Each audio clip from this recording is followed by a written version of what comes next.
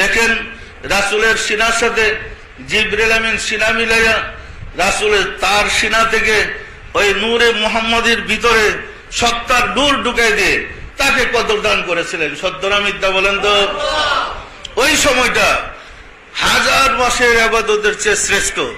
যেই মুহূর্তে জিবরাইল আমিন এসে রাসূলের সিনায় আল্লাহকে প্রবেশ করাইয়া দিয়েছিলেন, ওই মুহূর্তটা হাজার মাসের ইবাদতের চেয়ে শ্রেষ্ঠ।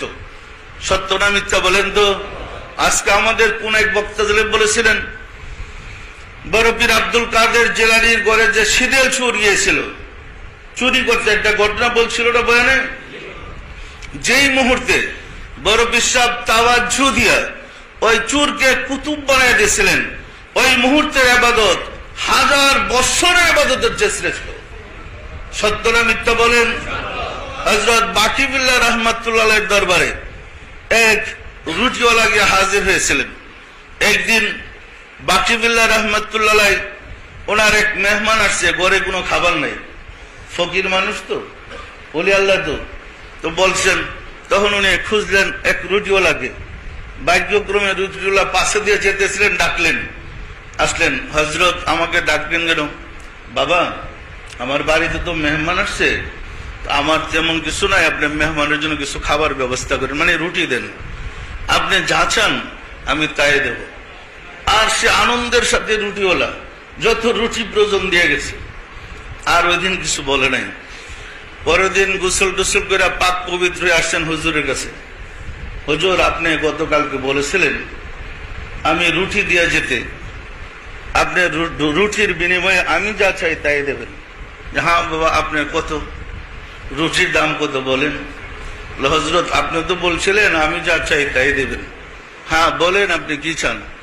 হযরত দয়া করে আমার তাওয়াজ্জু দেন, আমি আপনার মতো ওলি আল্লাহ। তখন হযরত বলেন বাবা আর কিছু? তুমি বলো দেশের বাদশা বানিয়ে দেন। হুজুর আমি বাদশা তো হইতে চাই, আমার তো মরতে হবে, যদি দয়া করে দেন আমি আপনার মতো ওলি আল্লাহ হইতে চাই।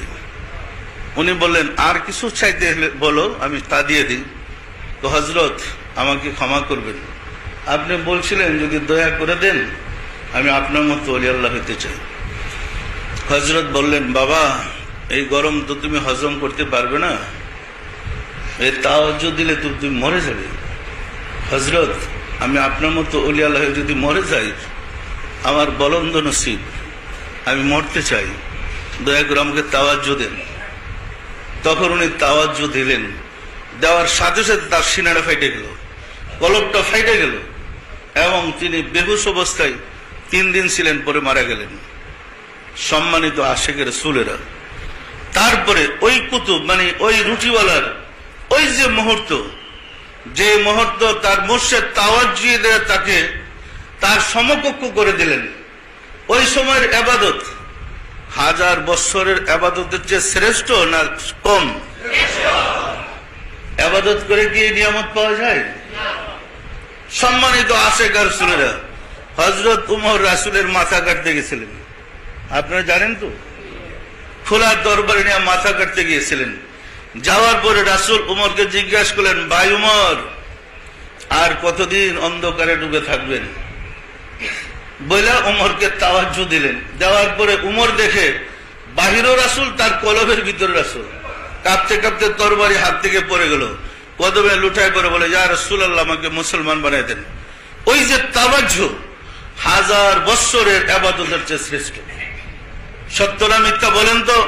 সুতরাং আমরা কদর হাসিল করতে হলে একটা নির্দিষ্ট পথে, যেই পদ্ধতিতে রাসূল সাল্লাল্লাহু আলাইহি ওয়াসাল্লাম দয়া করে কদর লাভ করেছিলেন সেই পদ্ধতিতে আমাদের আগাইতে হবে।